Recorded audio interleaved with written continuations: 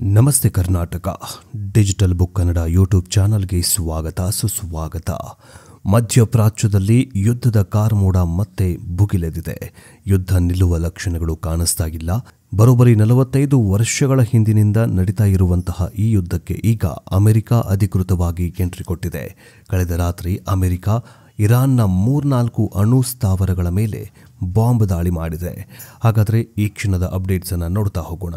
Iran ಮತ್ತು Israel ನಡುವೆ ನಡೀತಾ ಇರುವಂತಹ ಯುದ್ಧದಲ್ಲಿ ಅಮೆರಿಕ ಅಧಿಕೃತವಾಗಿ ಸೇರಿಕೊಂಡಿದೆ. ಇರಾನ್ನ 3 ಪರಮಾಣು ತಾಣಗಳಾದ ಫೋರ್ಡೋ, ನಟಾನ್ಸ್ ಮತ್ತು ಎನ್ಫಾಹನ್ ಮೇಲೆ ಅಮೆರಿಕ ವಾಯು ದಾಳಿ ನಡೆಸಿದೆ. ಈ ದಾಳಿ ಸಂಪೂರ್ಣ ಯಶಸ್ವಿಯಾಗಿದೆ ಅಂತ ಸ್ವತಃ ಅಧ್ಯಕ್ಷ ಡೊನಾಲ್ಡ್ ಟ್ರಂಪ್ ಮಾಹಿತಿ ನೀಡಿದ್ದಾರೆ. ಸೋಷಿಯಲ್ ಮೀಡಿಯಾದಲ್ಲಿ ಪೋಸ್ಟ್ ಮಾಡಿರುವ ಟ್ರಂಪ್, ಈಗ ಅಮೆರಿಕದಲ್ಲಿ ಎಲ್ಲ ವಿಮಾನಗಳು ಇರಾನ್ನ ವಾಯು ಪ್ರದೇಶ ತೊರೆದು ಸುರಕ್ಷಿತವಾಗಿ ವಾಪಸ್ಸಾಗ್ತಿವೆ. ಹೆಚ್ಚಿನ ಬಾಂಬರ್ಗಳನ್ನು ಫೋರ್ಡೋ ಎಂಬಲ್ಲಿ ಬೀಳಿಸಲಾಗಿದೆ. ನಮ್ಮ ವೀರ ಯೋಧರಿಗೆ ಅಭಿನಂದನೆಗಳು. ಜಗತ್ತಿನ ಬೇರೆ ಬೇರೆ ಯಾವುದೇ ಸೈನ್ಯವು ಇದನ್ನು ನೋಡಲು ಸಾಧ್ಯವಿಲ್ಲ ಅಂತ ಟ್ರಂಪ್ ಹೇಳಿದ್ದಾರೆ. ಅಮೆರಿಕ ದಾಳಿಯ ಬಗ್ಗೆ ಇರಾನ್ ಯಾವುದೇ ಪ್ರತಿಕ್ರಿಯೆ ನೀಡಿಲ್ಲ. ಇರಾನ್ನ 3 ಪರಮಾಣು ತಾಣಗಳ ಮೇಲೆ ಅಮೆರಿಕ ದಾಳಿ ಮೂಲಕ ಇರಾನ್ನೊಂದಿಗೆ ಯುದ್ಧಕ್ಕೆ ಇಳಿದಿದೆ.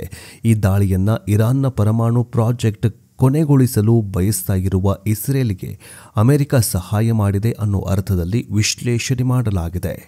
ಇನ್ನು 48 ಗಂಟೆಗಳ ಹಿಂದೆ ಹೇಳಿದ್ದೇನು ಅಂತ ನೋಡ್ತಾ ಹೋಗೋದಾದರೆ, ಈ ದಾಳಿಗೆ ಕೇವಲ 48 ಗಂಟೆಗಳ ಕಾಲ ಮೊದಲು ಇರಾನ್ ಮತ್ತು ಇಸ್ರೇಲ್ ನಡುವೆ ರಾಜತಾಂತ್ರಿಕ ಪರಿಹಾರ ಸಿಗ್ತಾ ಇದ್ದಂತೆಯೇ ಅಮೆರಿಕ ಕಾದು ಕುಳಿತಿತ್ತು. 2 ವಾರ ಕಾದು ನಂತರ ತಂತ್ರ ಮಾಡಲಾಗಿದೆ. ಮಾತುಕತೆ ಸಾಧ್ಯವಿದ್ದರೆ ಮುಂದೆ ಏನು ಮಾಡಬೇಕು ಮಾಡಬಾರದು ಅನ್ನೋದರ ಹಿಂದೆಯೇ 2 ವಾರಗಳ ಹಿಂದೆಯೇ ಇದೆಲ್ಲವೂ ಕೂಡ ನಿರ್ಧಾರವಾಗಿತ್ತು. ಇಸ್ರೇಲ್ ಮತ್ತು ಇರಾನ್ ನಡುವೆ 9 ದಿನಗಳಿಂದ ನಡೀತಾ ಇರುವ ಯುದ್ಧ ಕೋಟಿ ಲಾಸ್ ಮಾಡಿಕೊಳ್ತಾ ಇದ್ದಾವೆ. ಇಸ್ರೇಲ್ ವಾಯು ದಾಳಿ ನಡೆಸ್ತಾ ಇದ್ರೆ ಇರಾನ್ ಮಿಸೈಲ್ಗಳ ಮಳೆಯನ್ನೇ ಸುರಿಸ್ತಾ ಇದೆ. ಸಾವು ನೋವುಗಳ ಮೃದಂಗ ಬಾರಿಸ್ತಾ ಇದೆ. ಇಡೀ ಜಗತ್ತು ಮಧ್ಯಪ್ರಾಚ್ಯದ ಭಯಾನಕ ಯುದ್ಧದ ದೃಶ್ಯಗಳನ್ನು ವೀಕ್ಷಿಸ್ತಾ ಇದೆ. ಮೊನ್ನೆಯಷ್ಟೇ ಇಸ್ರೇಲ್ನ ದಕ್ಷಿಣ ಭಾಗದಲ್ಲಿ ಬಿರ್ಶೇಬಾ ನಗರದ ಸೊರೋಕಾ ಆಸ್ಪತ್ರೆಯ ಮೇಲೆ ಇರಾನ್ ಕ್ಷಿಪಣಿ ದಾಳಿ ನಡೆಸಿತ್ತು. ಈ ಬೆನ್ನಲ್ಲೇ ಇರಾನ್ನ ಕ್ಷಿಪಣಿಯೊಂದು ಮಕ್ಕಳ ಡೇ ಕೇರ್ ಕೇಂದ್ರಕ್ಕೂ ಕೂಡ ನುಗ್ಗಿತ್ತು. ಇರಾನ್ ನಡೆಸಿದಂತಹ ಕ್ಷಿಪಣಿ ದಾಳಿಯ ವಿಡಿಯೋವನ್ನು ಇಸ್ರೇಲ್ನ ಸೇನೆ ಹಂಚಿಕೊಂಡಿತ್ತು. ಇಸ್ರೇಲ್ ಸೇನೆಯು 3 ಮುಖಾಮುಖಿ ಕ್ಷಿಪಣಿ ಉಡಾವಣಾ ಸಾಧನಗಳನ್ನು ಧ್ವಂಸಗೊಳಿಸಿದ್ದಾಗಿ ಹೇಳಿಕೊಂಡಿದೆ. ಈ ಯುದ್ಧದಲ್ಲಿ ಈವರೆಗೆ ಇರಾನ್ನ 500ಕ್ಕೂ ಹೆಚ್ಚು ಕ್ಷಿಪಣಿಗಳನ್ನು ಇಸ್ರೇಲ್ ಮೇಲೆ ಹಾರಿಸಲಾಗಿದೆ.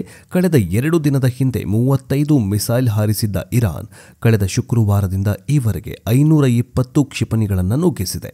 ಮುಖ್ಯವಾಗಿ ಇಸ್ರೇಲ್ ಆಕ್ರಮಿತ ಪ್ರದೇಶಗಳ ಮೇಲೂ ಇರಾನ್ನ ಮಿಸೈಲ್ಗಳು ಸುರಿದಿವೆ.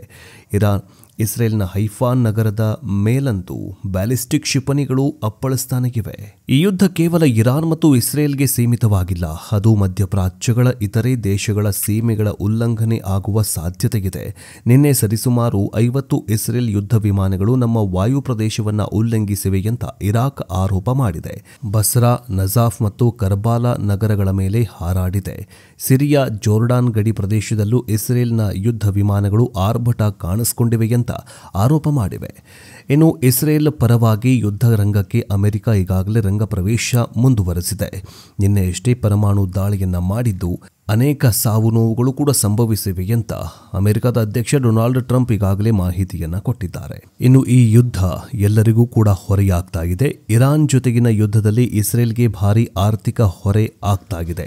ಪ್ರತಿನಿತ್ಯ ಸುಮಾರು 6,000ದಿಂದ 7,000 ಕೋಟಿ ರೂಪಾಯಿವರೆಗೆ ಖರ್ಚಾಗ್ತಾ ಇದೆ. ಕಳೆದ 8 ದಿನದಲ್ಲಿ ಸುಮಾರು 50,000 ಕೋಟಿ ರೂಪಾಯಿ ಈಗಾಗಲೇ ಇರಾನ್ ಕಳೆದುಕೊಂಡಿದೆ.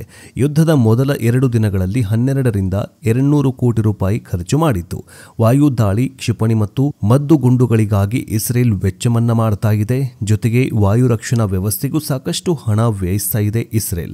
ಇಸ್ರೇಲ್ ಬರೀ ಇರಾನ್ ಜೊತೆಗೆ ಮಾತ್ರ ಯುದ್ಧವನ್ನ ಮಾಡ್ತಾ ಇಲ್ಲ.